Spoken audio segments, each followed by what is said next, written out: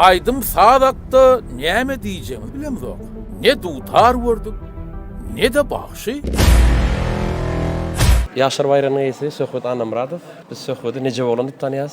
Biz aslında Söhbeti öňem başga çärelerden ýa-ni konsertlerden atlardan tanýas. Dutar çalmakda. Bir ýene bir aýratylgyň ýalňyşmasam, Mulla Täşmuradyň çoğlugy bolan şeýler. Bu güllere näp ýetdiň? Söhbet. Biraz şu bardy görüň beraýsan. Şunu näme nesibämiz? Şeýle ýokary bayragy, ýokary fiýlagy. Nasip bolmak ne? Yaşlar üçin iň ýokary, iň naýbaş bayragy. Ýokary derejede, ýokary fiýla. Nesil boýunça da myllardan gaýdanmyzy men hakamam sağlamy tutmazam halk artisti Anamradov. Kiçi inisiwar Meredanam bardy. Kompozitor. Siz bara fevralda bir konsertde gurulmadyňyz, ýalňyşmasam, fevral joşkun diýip, dogry dämi?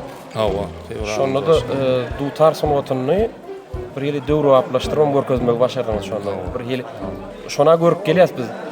Käwat şuňa azatlar da bir dutary ýaşar näp söýdirip bolar diýene sen şu jogap hökmüne de görkezdiň öýtýän şonu. Görkezdik o şeýle konsertler gurulmaly. İlkinçisi näşem kinoda? Yok, ikinci 2007-nji ýylda Haýsy film? Geday Bagşy diýip bir film bar. Şonu baş rolda oynadym. Baş rolda oynadym. Töwereme. Şondan başlady 17 ýaşymdadyň. Töwereme. Şondan başlady 2007-nji ýylda. Soň 2008-de Owa diýip bir film barmy? On neje bolan näme boldy? Kino näde diýen karýeraňda ýok iň ýokary naýbaşy derejä. Şeýle ýalňyşmy hawa. Tuňatyn bir aňyrbaşy belli derejede ýok. Ony halkyň bir sevgisini galanyň tabiat diýen, ýörmem gördüm.